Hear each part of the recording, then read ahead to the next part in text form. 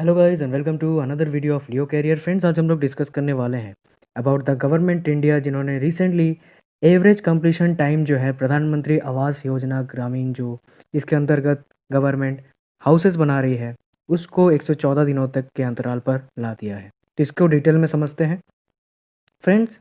जैसा कि आप लोग को पता है कि गवर्नमेंट ऑफ इंडिया ने रिसेंटली प्रधानमंत्री ग्रामीण आवास योजना को लॉन्च किया था, जिसके तहत गवर्नमेंट ये टारगेट कर रही थी कि 2022 तक सबके घरों में घर बन जाएगा, जो भी अंडर प्रिविलेज सोसाइटी है या फिर जिनके पास मकान नहीं है।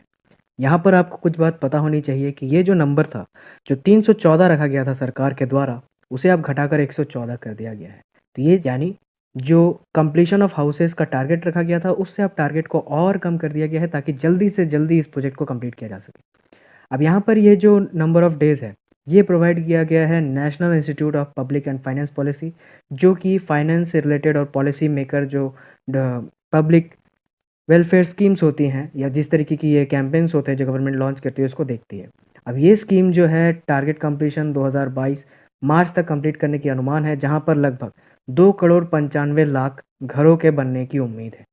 अब तक इस प्रोजेक्ट के अंतर्गत 1,10,000 घर बन चुकी है इस स्कीम के अंदर, और साथ ही साथ 1,46,000 लोगों को घर मिल भी चुका है। तो ये आपको यहाँ पर बहुत ही इंपॉर्टेंटली पता होनी चाहिए। You must note this point. 1.10 crores of houses were constructed under the scheme, and this includes 1.46 lakhs of houses to landless beneficiaries. अगला जो पॉइंट है कि प्रधानमंत्री आवास योजना पीएम मोदी के द्वारा हाउसिंग प्रोवाइड करने के लिए सबको 2022 तक का एक प्लान था, जो कि 2022 तक पूरी होने की उम्मीद है। क्योंकि इसके एवरेज टाइम को और घटा दिया गया, तो हो सकता है आने वाले टाइम में और जल्दी से इसका कार्य संपन्न हो। इसके साथ ही जिसने ये डेटा निकाला है, उसके बारे में आपको डिटेल दे देता हूँ कि national institute of public finance and policy, यानी कि NIPFF, एक प्रीमियम रिसर्च इंस्टीट्यूट है जो पब्लिक इकोनॉमिक्स और पॉलिसी को देखती है। और ये इंस्टीट्यूट जो है ये मिनिस्ट्री ऑफ फाइनेंस के अंडर आती है। इसे फाउंड किया गया था 1976 में, और ये इसका मेन काम है कि ये एनुअल ग्रांट्स जो होते हैं मिनिस्ट्री ऑफ फाइनेंस के, जो पैसे मिलते हैं मिनिस्ट्री ऑफ फाइनेंस के, उन ग्रांट्स को अलॉट करना जगह जगह पर। और कहीं कहीं पे जो पब्लिक प्रोजेक्ट्स होते हैं, खासकर ऐसे जैसे स्कीम्स होते हैं, प्रधानमंत्री गरीब कल्याण योजना हो गया या फिर प्रधानमंत्री अन्न योजना हो गया, जहाँ पर फूड डिस्ट्रीब्यूशन या फिर घर बनने की विधि जो है, तो इन चीज़ों का देख रेख करना इसका काम है। साथ ही साथ स्टेट गवर्नमेंट्स के साथ कोऑर्डिनेट करने का भी काम ये करती है। इसके साथ ही इंस्टीट्यूशन का काम जो है, ये research, capacity building, policy advocacy related to public economics का भी वेरीफाई करती है। यानी आपको यहाँ पर एक चीज़ समझनी बहुत ज़्यादा इंपॉर्टेंट है कि किसी भी पब्लिक प्रोजेक्ट को स्टार्ट करने से पहले उसके बारे में रिसर्च करना बहुत ही ज़्यादा इंपॉर्टेंट है। कितनों को घर मिला, कितनों को घर नहीं मिला है, कितने लोग बेघर है, कितने लोगों के पास पैसा है वहाँ पर रहने भी के लिए, क्योंकि घर बनाने से ही नहीं होता, वहाँ पर बिजली, साथ ही साथ आपका पानी की व्यवस्था, ये सब चीज़ों का भी ध्यान रखना पड़ता है। साथ ही साथ कैपेसिटी ऑफ बिल्डिंग, यानी कि जहाँ पर घर बन रहा है वो कितनी लागत का बन रहा है, क्या वहाँ पर जो घर बन रहा है ज़मीन की क्या कंडीशन है, वहाँ पर घर टिक भी सकता है, घर टूटेगा तो नहीं, लॉन्ग टर्म के लिए होगा, घर बना हुआ रहेगा।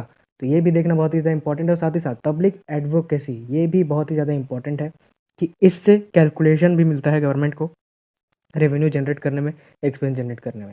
अब इसकी जो गवर्निंग बॉडी है उसमें revenue secretary, chief economic adviser finance ministry के, वो भी इंक्लूडेड है। साथ ही साथ इकोनॉमिक अफेयर्स जो है सेक्रेटरी या नीति आयोग के जो ऑफिशियल्स एडमिनिस्ट्रेटिव्स है, वो भी इस चीज़ को देखते हैं। तो यहाँ पर आपको एक बात पता होनी चाहिए कि ये जो डिसीजन है, ये अल्टीमेटली गवर्नमेंट के द्वारा एक अच्छा डिसीजन है। और आशा करते हैं कि आने वाले टाइम में गवर्नमेंट अपने बोले हुए प्रॉमिस को पूरा करेगी, जैसे कि उन्होंने 2019 में लोगों के घर घर इलेक्ट्रीफाई करने की बात की थी विलेजेस को, वैसे ही हो सकता है 2022 तक सबको घर मिले। तो एक अच्छा कदम है, आशा करते ही जल्दी पूरा हो। अगले टॉपिक की ओर बढ़ते हैं, जो कि इंटरनेशनल अफेयर से जुड़ा हुआ है। रेफरेंडम 220, जो कि सिख फ्रंटियर जंक्शन के द्वारा सेपरेट सिख स्टेट के लिए, खासकर सिक्स फॉर जस्टिस जो SFG ग्रुप है, जो प्रो खालिस्तान मूवमेंट चला रही है हर दुनिया के अंदर सिख्स के लिए, तो उन्होंने अभी रेफरेंडम 2020 की बात की है।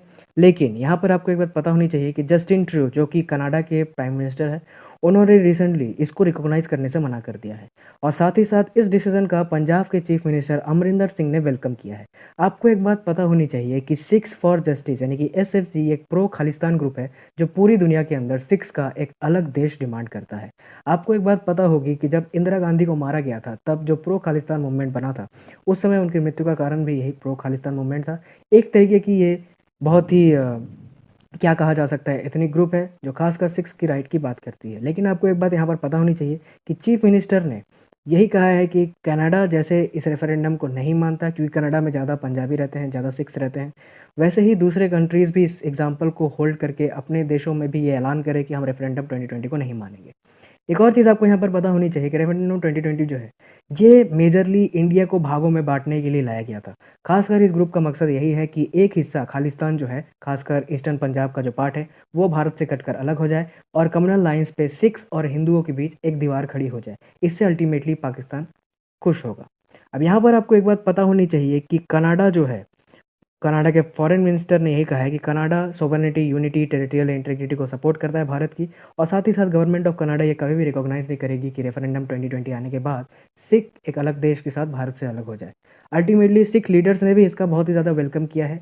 तो आने वाले टाइम में यही हो सकता है कि ये रेफरेंडम को ज़्यादा ना देखा जाए, चूँकि गवर्नमेंट रिपोर्ट्स की अगर हम माने तो ये आईएसआई स्पॉन्सर्ड एक एजेंडा है जिसको आईएसआई कंटिन्यूअसली लाना चाहती है। 1971 के बाद ब्रेकिंग इंडिया फोर्सेस नाम की एक बुक है, आपने अगर नहीं पढ़ी हो तो मैं आपको रिकमेंड कर देता हूँ।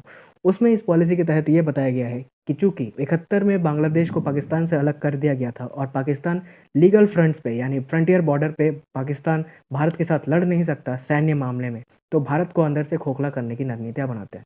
इसलिए आप रिसेंटली देखा होगा कि दंगे, राइट्स जो भी ऑर्गेनाइज होते हैं वो फ़ॉरेन से आते हैं। साथ ही साथ रिसेंटली ऑपरेशन डेज़र्ट चेज़ का भी मैंने आपको बताया था, जहाँ पर कश्मीर से रिलेटेड जो टेरर फंडिंग होती है वो भी कश्मीर पाकिस्तानियों के द्वारा की जाती है।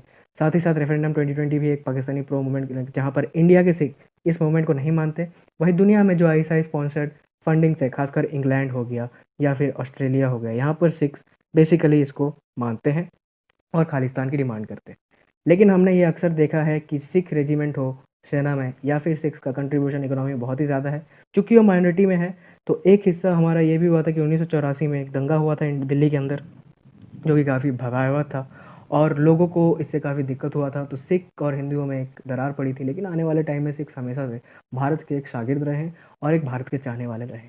तो आने वाले टाइम में ऐसा नहीं हो सकता कि सिख अलग हो जाए। आशा यही कर सकते हैं कि ऐसा ना हो, लेकिन ये डिसीज़न जो है ये एक वेलकम करने लायक डिसीज़न है और इसको भारत की डिप्लोमेटिक थ्योरी के अंदर एक विक्ट्री मानी जाती है। थैंक यू गाइस, आपको वीडियो कैसा लगा मुझे कमेंट सेक्शन में बताएगा और ऐसे रेगुलर अपडेट्स के लिए हमारे चैनल को विजिट करते रहिए। Thank you guys, God bless you, I really appreciate your time. Friends, अगर आप लोगों ने हमारे प्रीवियस वीडियोस ना देखी हो तो हिस्ट्री, ज्योग्राफी और इंडियन पॉलिटी के लेक्चर्स हमारे स्टार्ट हैं।